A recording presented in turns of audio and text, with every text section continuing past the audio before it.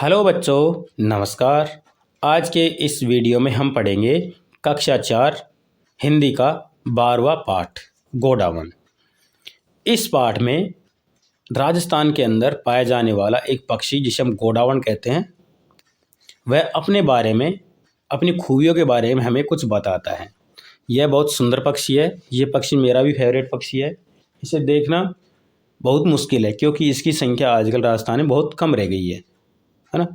तो चलिए इसके बारे में बात करते हैं। इसके बारे में आने वाले सालों में आपको बहुत कुछ पढ़ाया जाएगा और इससे संबंधित प्रश्न बार बार पूछे जाते रहे हैं, तो इस पाठ को आप ध्यान से पढ़ें।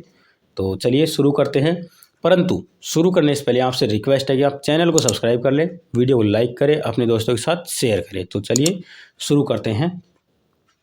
ये पक्षी बोलता है, अरे आप मेरी हूम आवाज़ सुनकर चौंको मत, मैं गोडावण हूँ। धोरों की धरती का प्यारा पक्षी गोडावण। धोरों की धरती मतलब रेगिस्तान वाली। मित्रों, मैं अपने मुंह मियाँ मिट्ठू नहीं बनना चाहता, मतलब मैं अपनी बड़ाई नहीं करना चाहता, परंतु लोग मुझे सुंदर पक्षी मानते हैं। वे मुझे सोन चिड़िया कहकर पुकारते हैं। कुछ लोग मुझे हुंकना पक्षी भी कहते हैं। मुझे मराठी भाषा में मालडोग कहा जाता है। मैं लगभग 1 मीटर ऊंचा जीव हूँ। मेरी चोंच हल्के पीले रंग की होती है और गर्दन व पेट सफ़ेद। मेरे सिर पर एक काली टोपी और सीने पर मोटा काला पट्टा होता है। मेरा शरीर भूरा होता है। पंख काले भूरे और सफ़ेद बिंदुदार होते हैं। हाँ, मेरे पैर ज़रूर पीले होते हैं और पंजे पीछे से सपाट होते हैं। मेरा वज़न लगभग 15 किलो होता है।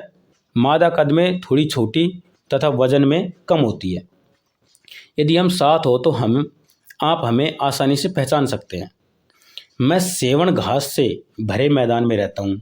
जैसलमेर में मेरे घर को राष्ट्रीय मरु उद्यान घोषित किया गया है, जिसे नेशनल डेजर्ट पार्क भी कहते हैं।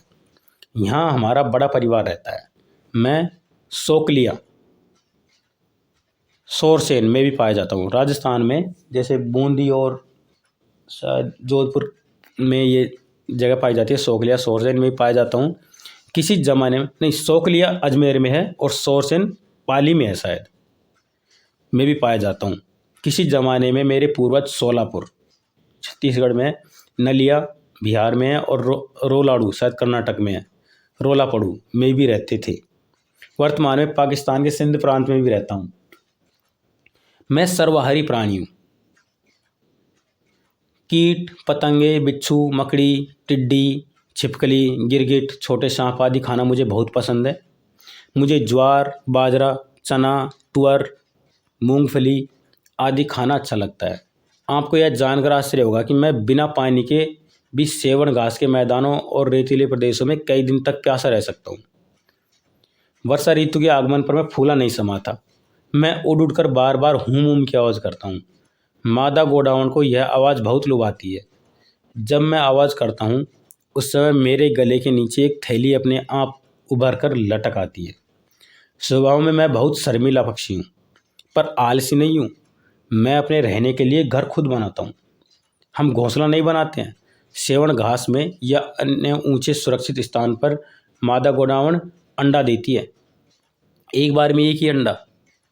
इन अंडों को सांप, बिलाव आदि से बचा कर रखना होता है। कई लोग हमारा शिकार कर लेते हैं। इन दिनों हमारी संख्या में बहुत कमी आ गई है। मैं बहुत चिंतित हूँ। खुशी की बात यह है कि हमारी सुरक्षा के लिए लोग आगे आ रहे हैं। सरकार ने भी जंगली जानवरों की रक्षा के लिए कानून बनाया है। दोस्तों, फिर भी मुझे दुख है कि हमारी संख्या घट रही है। खेती में कीटनाशकों का प्रयोग करने से जहरीला दाना मुझे खाने के लिए मिलता है। पत्थरों की खुदाई के लिए खदानों में होने वाले ब्लास्ट से भी मुझे बहुत डर लगता है। आप ही बताओ मैं क्या करूं? मैं भयभीत हूं, मतलब डर रहा हूं।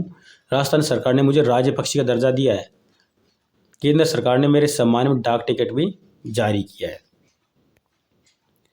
अब इस पाठ के हम शब्द अर्थ देखते हैं। जैसे सर्वाहारी, सभी प्रकार का आहार करने वाला, मतलब जो शाकाहारी और मांसाहारी दोनों प्रकार का भोजन करता हो उसे हम सर्वाहारी कहते हैं। तिलहन, तेल युक्त फसल, मतलब ऐसा फसल जिससे तेल निकलता हो, जैसे मूंगफली, सरसों। दलहन, दालों की फसल जैसे चना, उड़द, मूंग, मसूर, अरहर। लुप्त, गायब, समाप्त। प्रजाति, नस्ल, कगार, किनारा, तट या अंत। उदाहरण के लिए जैसे मिट्ठू महाराष्ट्र, आंध्र प्रदेश, सर्वहाई, आश्चर्य, टिड्डी। इन पक्षियों को मतलब इन शब्दों को आप अपनी सुलेख के लिए काम में ले सकते हैं। सोचें और बताएं। गोडावण की ऊंचाई कितनी होती है? तो इसका उत्तर लगभग 1 मीटर। सर्वाहारी प्राणी कौन सा है? तो इसका उत्तर गोडावण। गोडावण स्वभाव से कैसा पक्षी है? गोडावण स्वभाव से शर्मिला पक्षी होता है। मादा गोडावण एक बार में कितने अंडे देती है? तो मादा गोडावण एक बार में केवल एक ही अंडा देती है। लिखे सही उत्तर का क्रमाक्षर कोष्टक में लिखें। गोडावण का शरीर कैसा होता है? भूरा, मोरनी के जैसा होता है। ठीक है। गोडावण किस ऋतु के आगमन पर फूला नहीं समाता? तो इसका सही उत्तर है वर्षा ऋतु के आगमन पर। अगला प्रश्न, गोडावण को राजस्थान में किसका दर्जा प्राप्त है? ठीक है। तो गोडावण राजस्थान में एक संरक्षित पक्षी का या राज्य पक्षी का दर्जा प्राप्त है। तो इसका सही उत्तर क्या लिखेंगे आप? राज्य पक्षी। राज्य पक्षी इसका सही उत्तर है। ठीक है। दूसरे प्रश्न का तीसरा प्रश्न देखो, गोडावण संरक्षण के लिए कौन सा पार्क बनाया गया है? तो राजस्थान में जो भी रेगिस्तान वाला भाग है उसे नेशनल डेजर्ट पार्क बनाया गया है। ठीक है। चौथा प्रश्न, गोडावण भयभीत क्यों है? गोडावण की लगातार संख्या कम होने के कारण गोडावण भयभीत है। ठीक है। तो इसी प्रश्न के साथ हमारा यह अध्याय समाप्त होता है। कोई प्रश्न में दिक्कत आई हो तो कमेंट करके जरूर बताएं। वीडियो को लाइक करें, अपने दोस्तों के साथ शेयर करें और चैनल को सब्सक्राइब जरूर कर लें। अब हम अगले अध्याय के साथ मिलेंगे। धन्यवाद।